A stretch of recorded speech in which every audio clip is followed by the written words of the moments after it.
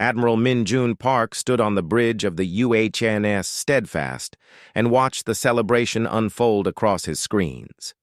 Unity Station blazed with lights, every viewport glowing as thousands of beings from dozens of species marked this historic moment.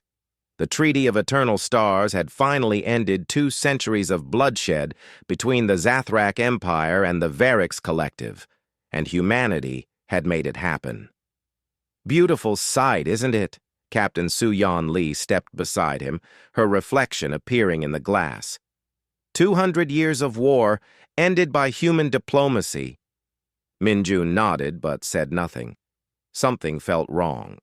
He couldn't explain it, just a feeling in his gut that whispered warnings his mind couldn't form into words. "Sir, the Galactic Union Council is calling," his communications officer announced. "They want to congratulate you personally." The screen flickered to life. 3 council members appeared, each representing the major powers of known space. The Muradin delegate, a blue-skinned humanoid, smiled warmly. "Admiral Park, humanity should be proud. You've accomplished what none of us could." "We simply listened," Min Jun replied carefully. Both sides wanted peace. They just needed someone to help them find it. "So humble," the Zathrak representative hissed, his reptilian features creasing into what might have been a smile. "This is why humans make such excellent mediators. You refuse to build terrible weapons. You choose diplomacy over force. Such refreshing weakness in a galaxy that has known too much strength." Min Jun's jaw tightened slightly at the word weakness, but he maintained his diplomatic expression. The Varix ambassador clicked her mandibles in agreement. "Yes, humanity's emotional nature serves the galaxy well. You feel compassion where we feel only logic or honor. It makes you perfect peacekeepers, though perhaps not warriors." The council ended the call with more praise and congratulations.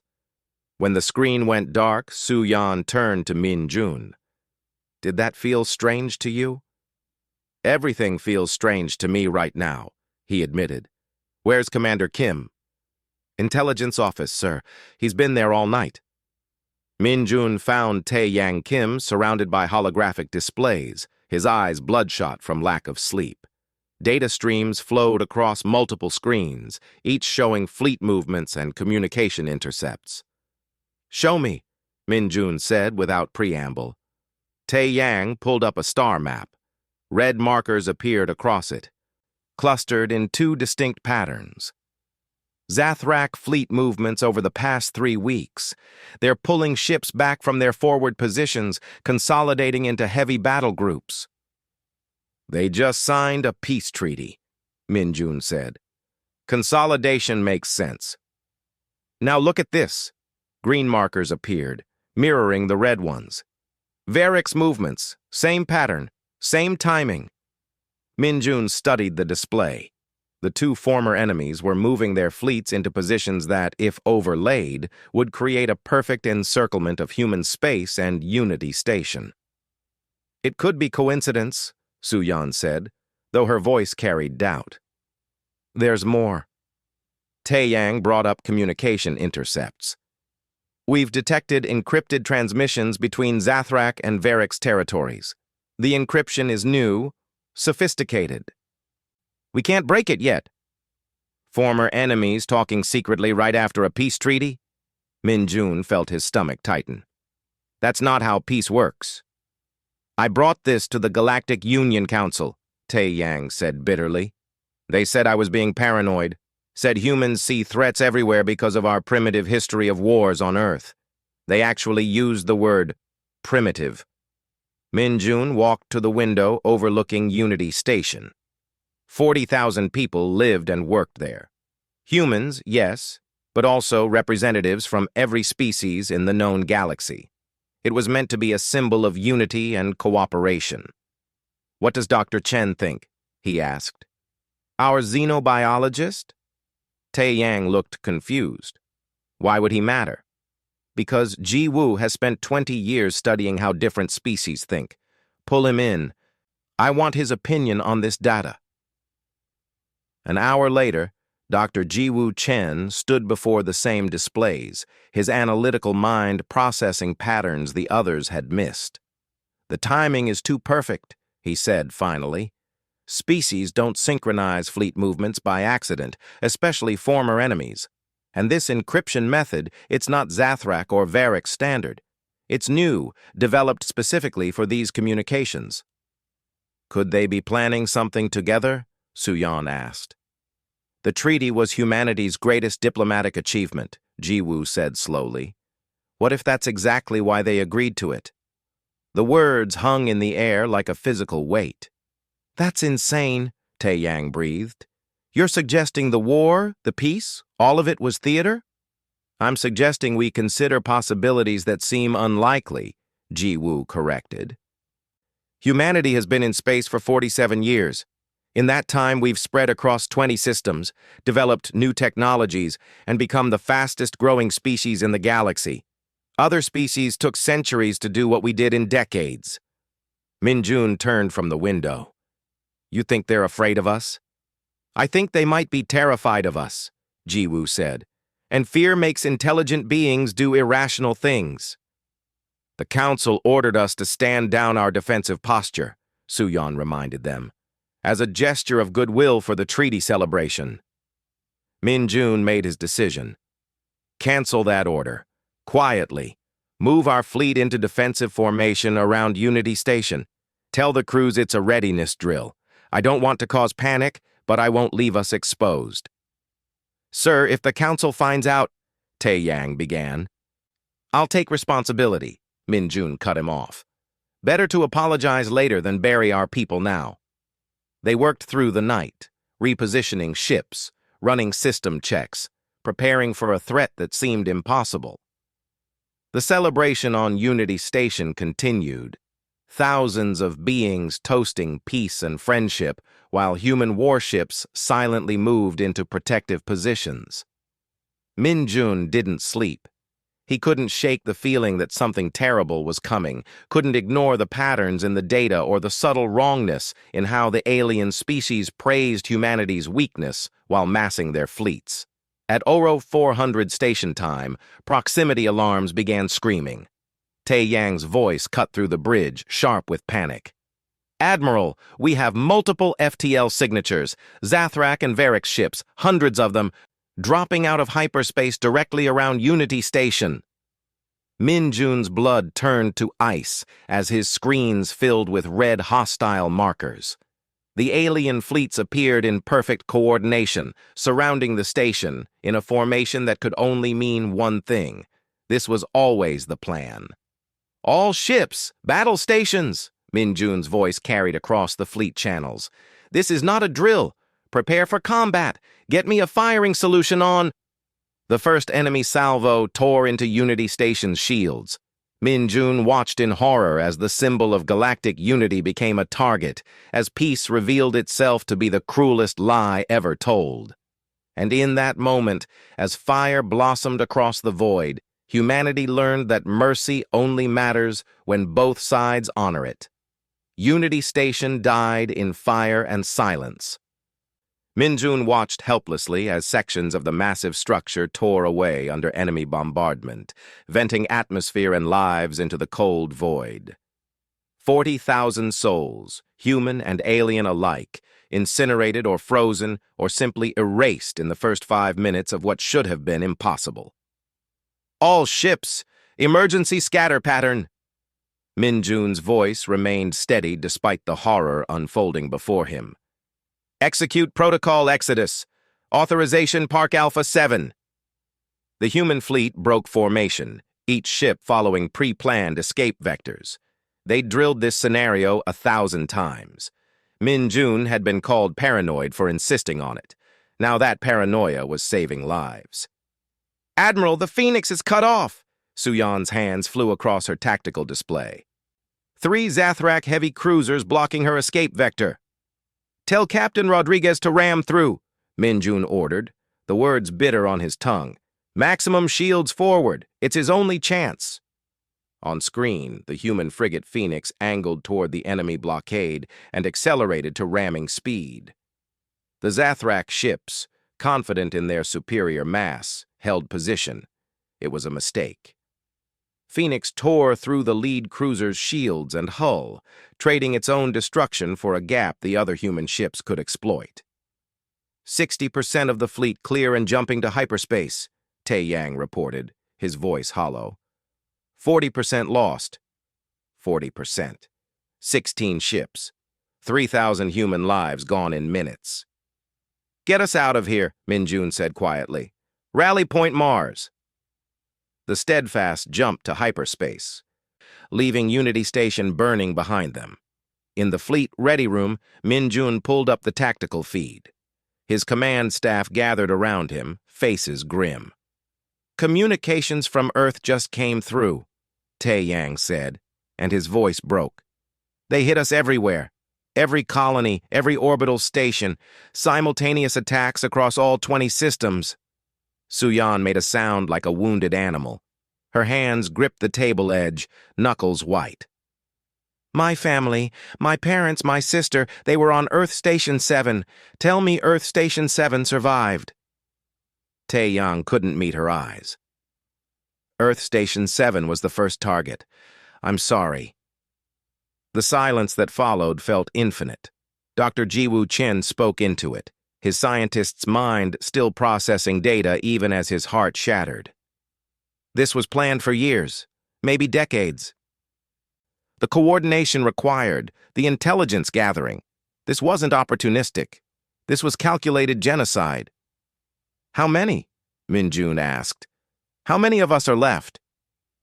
"Estimates are incomplete." Tae-Yang pulled up damage reports. "Colonies are mostly intact. They hit military and orbital targets first. Earth's defensive grid is damaged but holding. Best guess, 4 million casualties.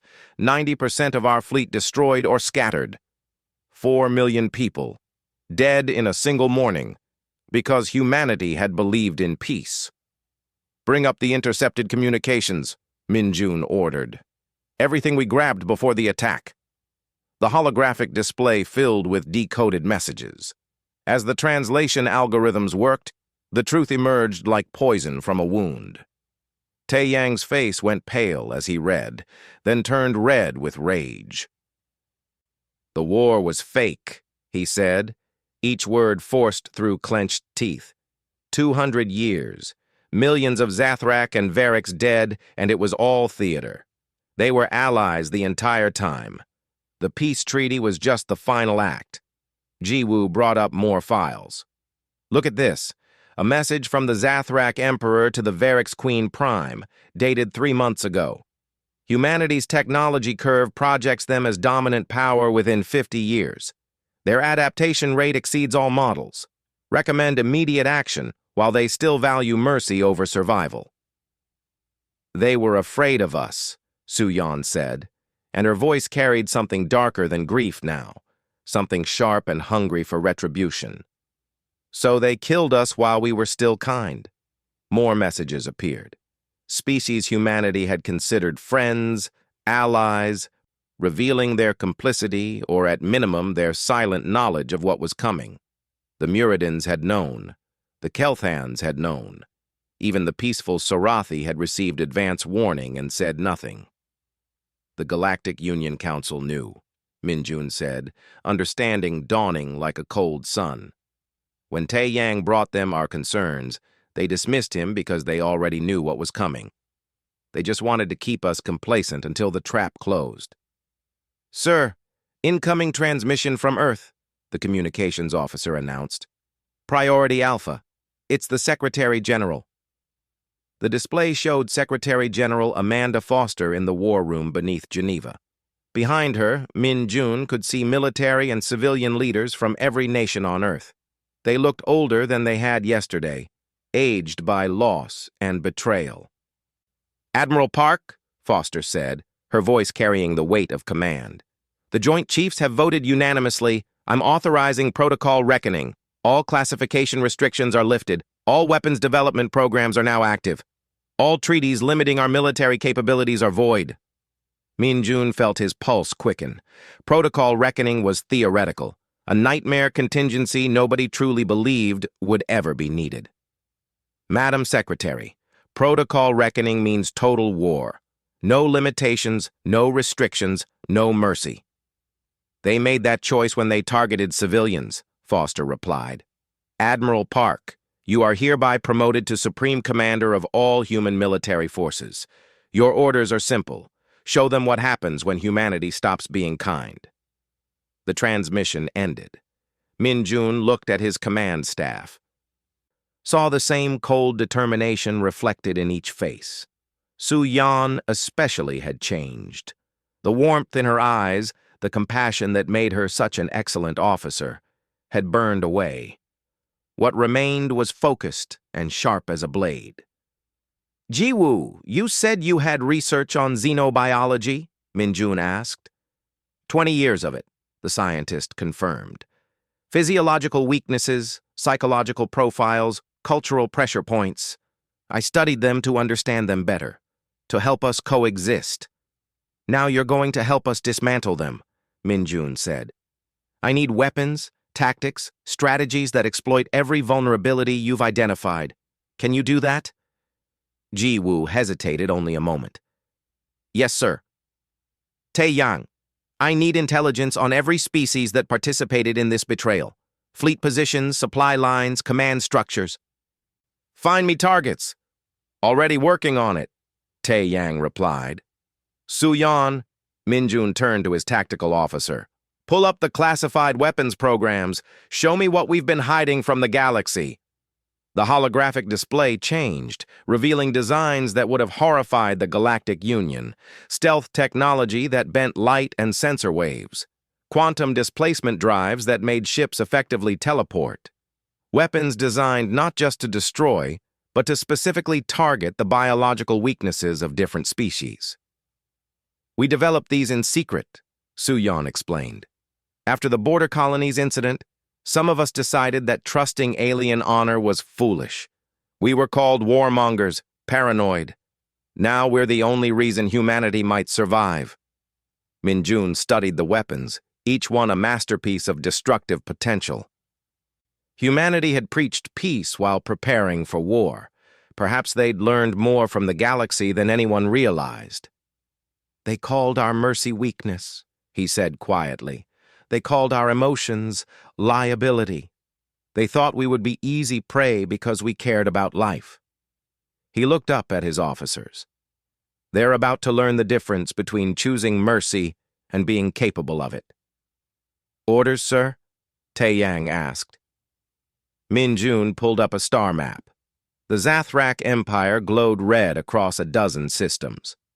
Plot a course for Zathrak space. Load every ship with the new stealth technology. Deploy the quantum displacement drives. Sir, those haven't been fully tested, Su-yan warned. Then we test them in combat, Min Jun replied.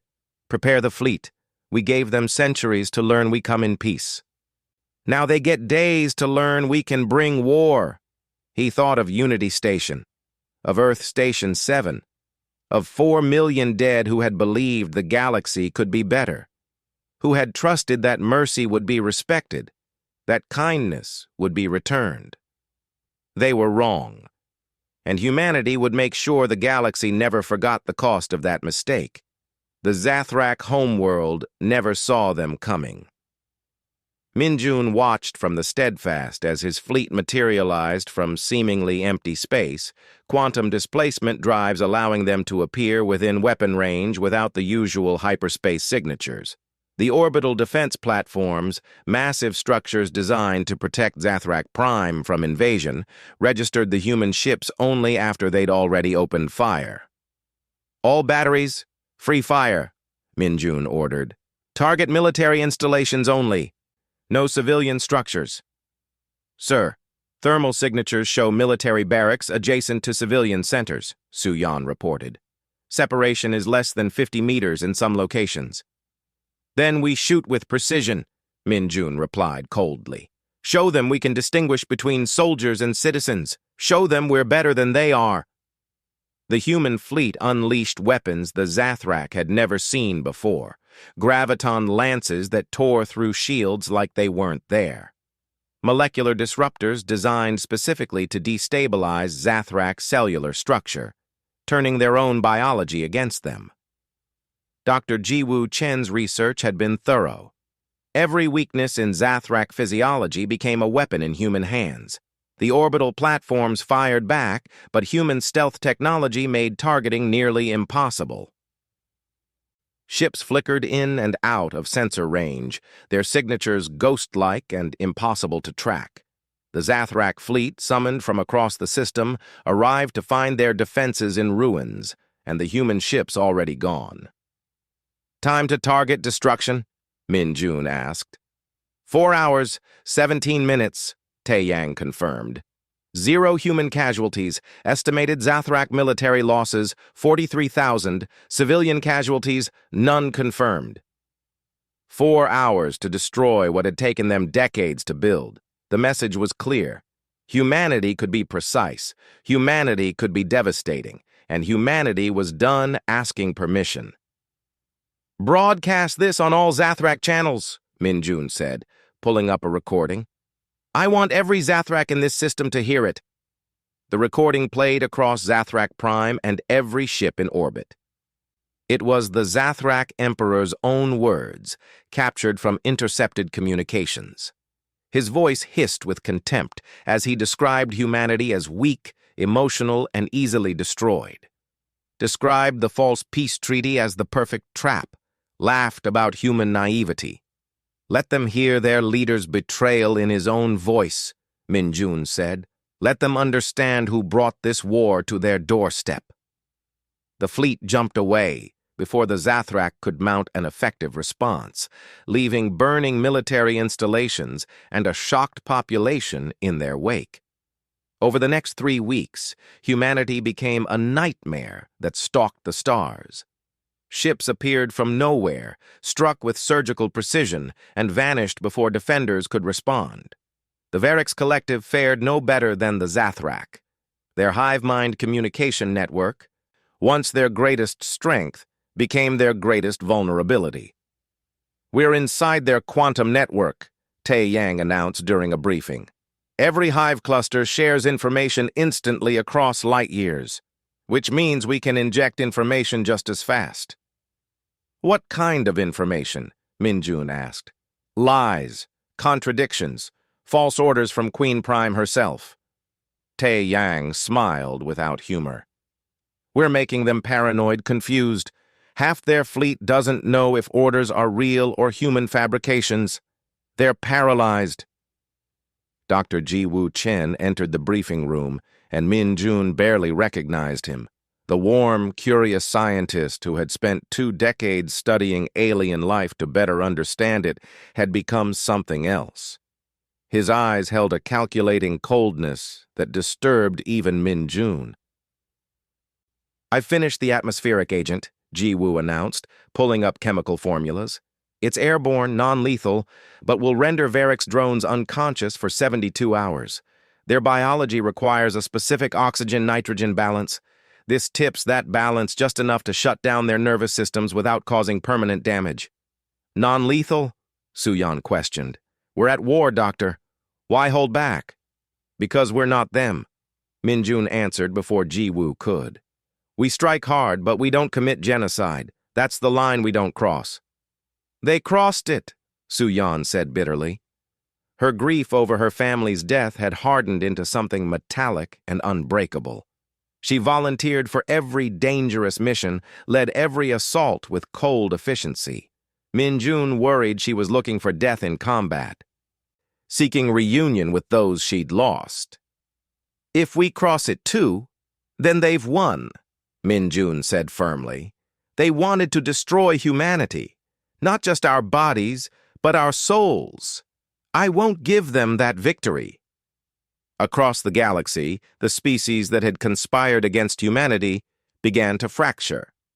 Some tried to distance themselves from the Zathrak and Varix, claiming ignorance. Others offered to help humanity, seeing which way the wind was blowing. Min Jun rejected them all. "Where were you?" he asked the Muridan ambassador when she called offering alliance. "You sat on the Galactic Union Council, you heard Tae-Yang's warning and dismissed it. You watched them prepare genocide and said nothing. Your neutrality was complicity. But we didn't actively participate, the ambassador protested. You participated through silence, Minjun replied. You could have warned us. You chose not to.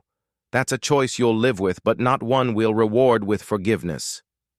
Human fleets began targeting Galactic Union installations, not to destroy them, but to occupy them. Diplomatic stations became human military outposts. Trade routes fell under human patrol. Species that had barely acknowledged humanity a month ago now watched human warships pass through their systems with fear and resentment. Sir, we're getting reports from across the fleet, Tae Yang said during one evening briefing.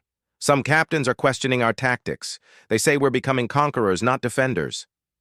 Are we? Minjun asked the room.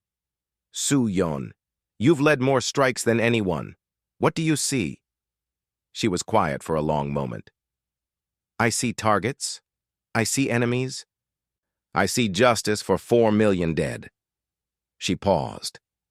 But yesterday I ordered a strike on a Zathrak supply depot. There was a school nearby. Old intel said it was military housing, but it had been converted. My weapons officer refused to fire, said there were children present. What did you do? Minjun asked. I called off the strike. Found another target. She looked up at him. And I hated myself for hesitating. That's what scares me, sir, that I was angry at myself for sparing children. The admission hung in the air. Dr. Jiwoo spoke quietly. I create weapons designed to exploit biological weaknesses. Yesterday, I finished a neurotoxin that would liquefy Zathrak brain tissue. It's incredibly efficient, and when I completed it, I felt proud. His voice cracked. What are we becoming? Human, Minjun said firmly. We're becoming what humanity becomes when pushed to the edge. Dangerous, yes. Ruthless when needed, absolutely. But still human. Still capable of choosing mercy even when we have power. That's what separates us from them. The Varix Queen Prime's throne world is undefended, Tae Yang reported, changing the subject. Their entire military is scattered, chasing our ghost fleets. We could strike at the heart of their civilization. Min Jun studied the tactical display. Queen Prime herself, the architect of the Varix portion of the betrayal, was vulnerable. One strike could eliminate the entire Varix leadership caste. Assemble the fleet, he ordered. We end this. 3 days later, human ships surrounded the Varix throne world. The planet's shields flickered weakly, barely maintained by skeleton defense forces. Queen Prime broadcast a message, her translated words full of the clicking confidence her species was known for. You cannot destroy us humans. We are legion. We are eternal. Strike us down and 1,000 queens will rise. Minjun stood on his bridge and looked at the planet below. One word from him, and humanity could erase an entire species. The Varix had helped plan the genocide. They had fired on Unity Station. They had killed humans without hesitation or remorse. His hand hovered over the firing authorization. Every officer on the bridge waited for the order. Suyan's eyes gleamed with anticipation. Dr. Jiwoo had weapons ready that would make this quick and total. Minjun thought about 4 million dead. He thought about his crew, scarred and hardened by weeks of combat. He thought about what humanity had been before the betrayal, and what they might become after. He lowered his hand. Open a channel, he ordered. All frequencies. I want the galaxy to hear this. When the channel opened, Minjun spoke calmly and clearly. Queen Prime, we could erase you. Every Varix world, every hive cluster, every ship. We have the power. We have the justification. And we have the rage. He paused. But we won't, because that would make us what you believed we were. Weak, emotional, unable to make hard choices. He gestured and weapon locks activated across the Varix throne world, precision targeting that showed every military installation, every defense grid, every strategic target painted in red. You have one chance, Minjun continued. Surrender unconditionally, disarm completely, submit to human authority, or learn what human mercy looks like when it's no longer offered. The galaxy watched and waited for Queen Prime's answer. Queen Prime's silence lasted 3 hours. 3 hours in which human weapons stayed locked on target. 3 hours in which the galaxy held its breath. 3 hours in which Minjun wondered if he'd made a mistake offering mercy to those who'd shown none. Then the surrender came. The transmission was brief, stripped of the usual Varix clicking formality. We accept your terms, Supreme Commander Park. The Varix Collective yields to human authority. Deploy orbital monitors, Minjun ordered. I want eyes on every Varix military installation. Any ship that doesn't power down gets destroyed. Any weapon system that stays active gets eliminated. We gave them mercy. Now we verify trust. Over the next 72 hours, the Varix military dissolved under human supervision. Ships surrendered, weapons were deactivated, and Queen Prime herself was placed under house arrest on her throne world. Not in chains, not in a cell, but confined to her palace with human guards at every entrance. The Varix actually surrendered, Suyan said, disbelief in her voice. I didn't think they would. They're logical creatures, Dr. Ji Woo explained. They calculated their odds and found them acceptable. Surrender means survival. Resistance meant extinction. Simple mathematics. The Zathrek won't be so logical, Tae-Yang warned. Their emperor just broadcasted across all channels, calling humans weak and sentimental. He's retreated to Zath Prime with his military elite. Says we won't risk civilian casualties with orbital bombardment. Minjun pulled up tactical data on Zath Prime, the Zathrak fortress world, home to their warrior caste and imperial family. Heavy shields, deep bunkers, population of 3 billion with military and civilians thoroughly intermixed.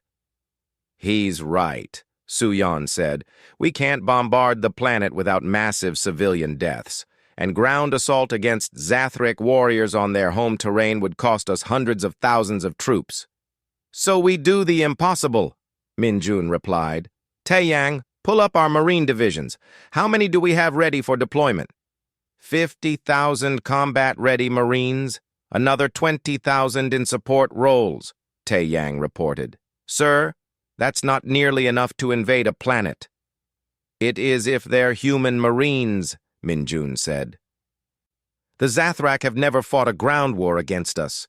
They don't understand what we're capable of when we're not in ships. The invasion of Zath Prime began at dawn. Human drop pods screamed through the atmosphere, deploying Marines in precision strikes across the planet. The Zathrak military, bred for honor combat and direct confrontation, found themselves facing an enemy that fought unlike anything they'd encountered. Commander Tae-Yang Kim personally led Special Forces Unit 7 into the Imperial Palace complex. His mission was simple and impossible: capture the Zathrak Emperor alive. The Zathrak defenders fought with ferocious courage. They were larger than humans, stronger, with natural armor plating and razor-sharp claws. In single combat, a Zathrak warrior could tear a human apart. But humans didn't fight alone.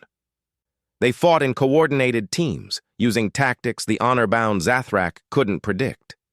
They used the environment, turned the Zathrak's own palace architecture against them. They struck from unexpected angles, retreated when pressed, adapted to every situation. They're treating this like a sacred duel, Tae-Yang observed, watching Zathrak warriors charge his position in organized waves. They're following combat protocols, giving us time to prepare between assaults. Then we stop following their rules, his second-in-command suggested. Tae-Yang's team deployed psychological warfare. They broadcast the Emperor's own words throughout the palace, his contemptuous descriptions of the false peace treaty, his laughter at human casualties. The Zathrak defenders heard their Emperor admitting to genocide, heard him mock human children dying in space. Some Zathrak warriors put down their weapons, Others fought harder, as if increased violence could erase what they'd heard. But doubt had been planted. 72 hours after the invasion began, Tai Yang's team cornered the Zathrak Emperor in his throne room. The reptilian monarch stood alone, his elite guard dead or captured, his empire crumbling around him. "You won't take me alive," the Emperor hissed, raising his ceremonial blade. "I am Zathrak.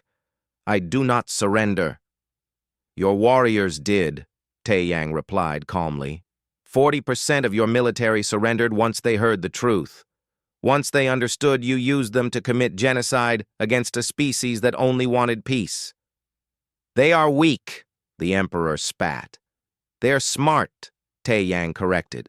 "They calculated their odds." "You should too." The Emperor charged. Tai Yang didn't shoot him. Instead, his team deployed nets made from material that contracted when it touched Zathrak scales, using their own biology against them. The Emperor collapsed, wrapped in bonds he couldn't break, screaming defiance that echoed through empty halls. "Package secured," Tai Yang reported. "Requesting extraction." Back on the Steadfast, Min Jun received delegations from across the galaxy. Species that had participated in the conspiracy, species that had remained silent, even species that had been genuinely ignorant of the plot. All wanted to know what humanity planned to do with its newfound power. "We're establishing a tribunal," Min Jun announced, "a formal court to judge war crimes and conspiracy to commit genocide. Every species involved will face justice." "You cannot judge us," the Muridan delegate protested. "The Galactic Union Council had authority over such matters." "The Galactic Union Council conspired to commit genocide," Min Jun replied coldly. "Or at minimum, enabled it through inaction. That authority is void. Humanity claims jurisdiction now." "By what right?" another delegate demanded. "By the right of 4 million dead," Su Yan answered, her voice sharp enough to cut. "By the right of survivors who watch their families incinerated. By the right of species who know what it means when the galaxy's self-appointed peacekeepers betray the peace itself." The tribunal began 2 weeks later. It was broadcast across every communication network humanity could access. The Zathrak Emperor and Varric's Queen Prime sat in reinforced chambers, along with members of the Galactic Union Council and military commanders from a dozen species. Dr. Jiwoo Chen testified about biological evidence showing the conspiracy had been planned for at least 2 decades. Genetics analysis proved the Zathrak and Varrics had shared research, coordinated breeding programs to produce soldiers specifically designed to fight humans. Tai Yang presented intercepted communications showing the conspiracy's scope. Not just military planning, but detailed psychological profiles of human leaders, studies of human emotional responses, calculations of how to maximize casualties while minimizing human ability to respond. And Su-Yan Lee, who had lost her entire family at Earth Station 7, testified about that station's destruction. She showed evidence that the attack had specifically targeted civilian habitats first, military installations second. The goal wasn't strategic victory, it was maximum human suffering. "They wanted to break us," she said, her voice controlled but her eyes burning. "They calculated that humans would collapse if enough families died, that our emotional nature would paralyze us with grief." She looked directly at the Emperor. "They were wrong. Our emotions made us stronger, made us fight harder, made us remember why we were fighting every single day." The evidence took 3 weeks to present. When it was finished, Min Jun addressed the court. "You called humanity weak. You called our mercy naive. You called our emotions a liability." He paused. "You were wrong on all counts, but you were right about one thing. Humanity is different. We feel deeply. We care profoundly. We believe in justice even when we've been shown none." He gestured to the defendants. "You are guilty. Every piece of evidence confirms it. You planned genocide. You executed it with precision. You celebrated human deaths. Another pause. And now you face human justice. Death, the Zathrak Emperor hissed. You will execute us. Prove you are no better than we believed. No, Minjun said simply. Life imprisonment. Complete disarmament of your species. Human oversight of your governments. Reparations for damages. And this. He pulled up a holographic display. Your crimes, recorded and distributed across the galaxy in perpetuity. Every species will know what you did, what you planned, what you celebrated. Your legacy isn't empire or honor. It's genocide attempted and justice received. The Emperor's shock was visible. You spare us? We demonstrate the difference between us, Minjun replied. We had the power to erase you, the justification, the rage. We chose otherwise because that's what civilized species do. That's what mercy means when you have the power to destroy, but choose to spare. The sentences were carried out immediately.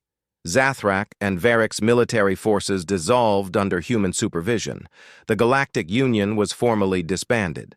Member species were offered a choice: accept human oversight and participation in a new governing structure, or face economic isolation and military quarantine. Every species chose human oversight. They're terrified of us now, Taeyang observed. Good, Suyan replied. Fear keeps them honest when honor and decency failed. Minjun stood on the observation deck of the Steadfast, looking out at a galaxy forever changed. Human ships patrolled trade routes. Human officials oversaw diplomatic negotiations.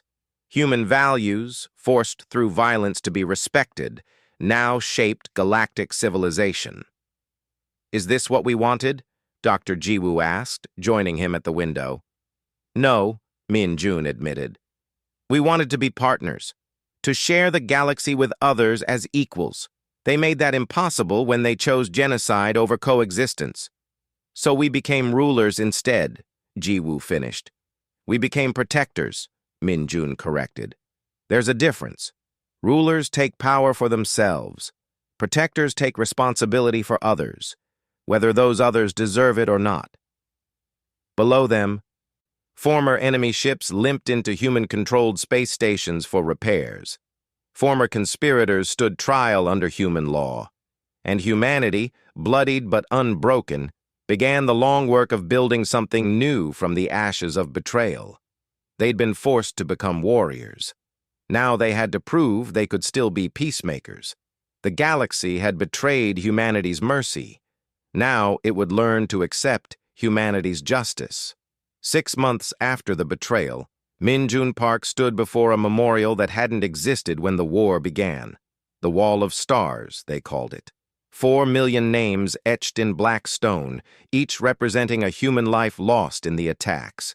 Unity Station casualties, Earth Station 7, the colony strikes, the fleet losses, every single person who died because humanity had believed in peace. He found Su Yan there often. Today she stood before a section that listed her family's names, her parents, her sister's children, who'd been visiting the station for a school trip. I used to hate coming here, Su Yan said without turning. Now I find it comforting somehow, like they're not really gone if their names are remembered. That's why we built it, Minjun replied, stepping beside her. Memory is a human thing. Other species forget. We remember. I'm retiring, she said suddenly. Submitting my papers next week, taking a position at the Naval Academy. They want me to teach tactics to the next generation. Minjun wasn't surprised. He'd seen the change in her over recent months. The sharp edge of grief had dulled into something more purposeful. You'll be excellent. I killed so many of them, she said quietly. Zathrak, Varric's, others. I was good at it, too good. And I realized one day that I was starting to enjoy it. That scared me more than anything else in this war. That's why you'll be a good teacher, Minjun told her. You understand what war costs, not just in bodies, but in souls. Across the rebuilt stations and colonies, humanity was settling into its new role. Not conquerors, though they'd conquered. Not occupiers, though they occupied former enemy territory. Something else. Something the galaxy was still learning to understand. The Accord, they called it. A new governing structure with humanity at its center. Not because humans demanded it, but because every species had voted for human leadership. Fear motivated some of that, certainly, but respect motivated more than anyone expected. "We're getting reports from Varric Space," Tae Yang reported during the morning briefing. "Queen Prime is writing something, a treatise on human nature and military philosophy. She's requested permission to broadcast it." "Content?" Minjun asked. Surprisingly thoughtful, Tae Yang pulled up excerpts. She analyzes where the conspiracy went wrong, claims they fundamentally misunderstood what human mercy meant, thought it was weakness when it was actually strategic choice. Dr. Ji Woo Chen, who'd spent the last month in therapy trying to reconcile his wartime actions with his peacetime values, read through the treatise carefully. She's not wrong. We chose mercy when we had the strength not to. That's what made it meaningful. They mistook the choice for inability. "Is she trying to justify what happened?" Su-Yan asked sharply. "No," Ji-Woo said. "She's accepting responsibility. Listen to this part. The Varrics Collective conspired to commit genocide against a species that offered only friendship. We calculated that their emotional nature made them vulnerable. We were correct, but we failed to calculate that same emotional nature made them formidable. Humans fight for each other with intensity we cannot match. They remember their dead with focus we cannot comprehend. They balance mercy with justice in ways we did not believe possible. We did not lose because they were stronger. We lost because we never understood them at all." Minjun considered. "Approve the broadcast. Let her share what she's learned. Maybe others will learn from it too." Not all former enemies were so reflective. In Zathrak space, resistance movements had formed. Small groups of warriors who refused to accept the new order, who saw human oversight as ultimate dishonor. They attacked human patrols, sabotaged reconstruction efforts, and tried to inspire rebellion. Another attack on Outpost Delta 7, Tae Yang reported. 3 human observers killed, 17 Zathrak civilians caught in the crossfire. The resistance claims the civilians were collaborators who deserved death. "And our response?" Minjun asked. "The local commander wants to lock down the sector, implement strict curfews and inspections." "That will just create more resistance," Dr. Ji-Woo said. "Collective punishment hasn't worked for any occupying force in human history. Why would we expect different results?" "So what do we do?" Tae Yang challenged. "Let them keep killing us?" "We target the attacker specifically," Minjun decided. "Use our intelligence networks to identify the resistance fighters. Precision raids, minimum civilian impact. And we make sure the Zathrak civilians understand we're protecting them too.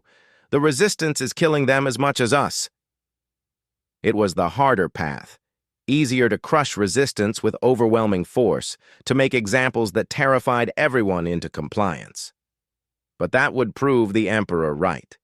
That humanity was no different than any other species with power. "They'll see it as weakness again," Su-Yan warned. "Let them," Minjun replied. "We won the war being underestimated. We'll win the peace the same way." 3 months later, a signal arrived from deep space. Unknown origin, unknown language, but clearly artificial.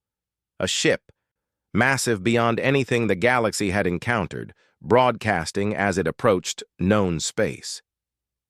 "First contact scenario," Tae Yang announced, pulling up long-range scans. "The ship is 15 times the size of our largest carrier. Energy signatures off the scale. They're slowing down, but still weeks away at current speed." Min-jun felt his stomach tighten. Humanity had just fought a war that proved the galaxy was more dangerous than anyone believed.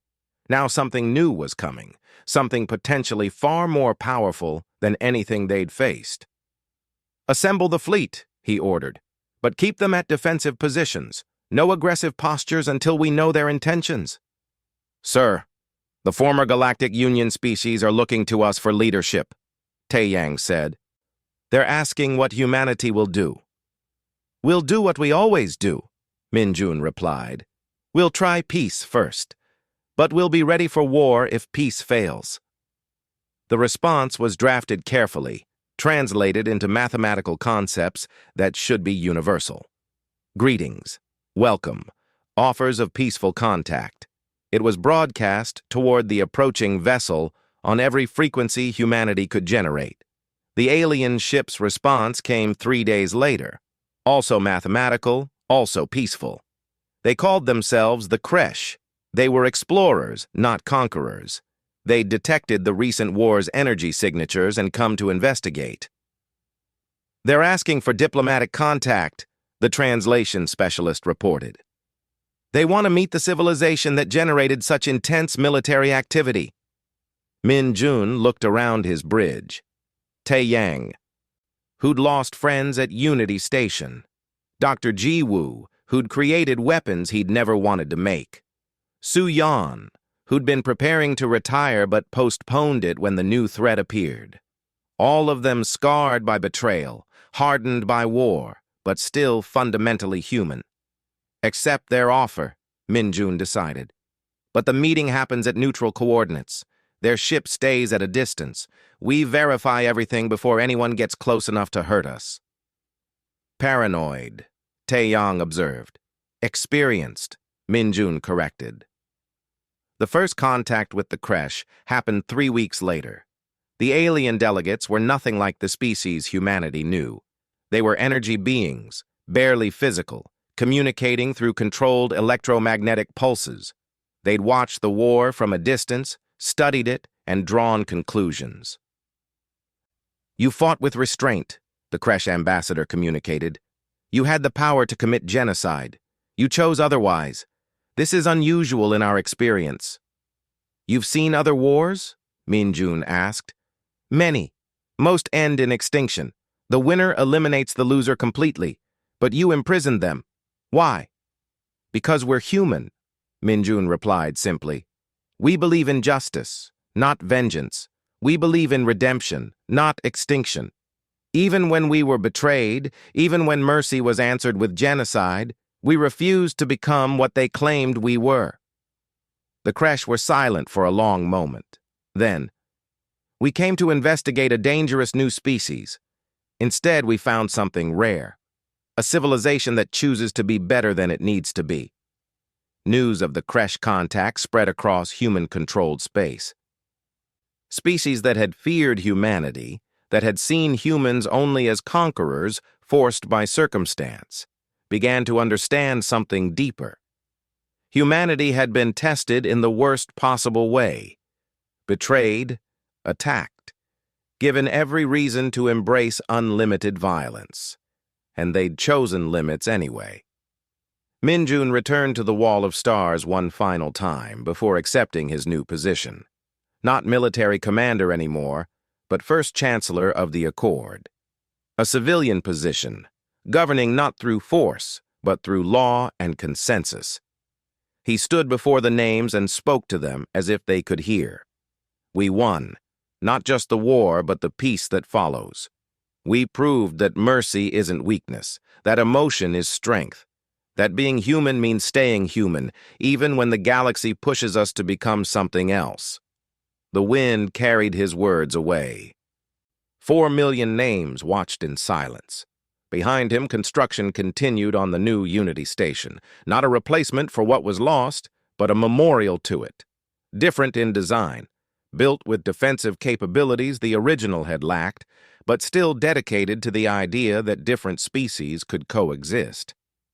Su-yeon found him there as the sun set behind the station's growing superstructure. "Big day tomorrow," she said. First Chancellor Park, it sounds strange. It feels strange, Min Jun admitted. I'm a warrior being asked to lead in peace.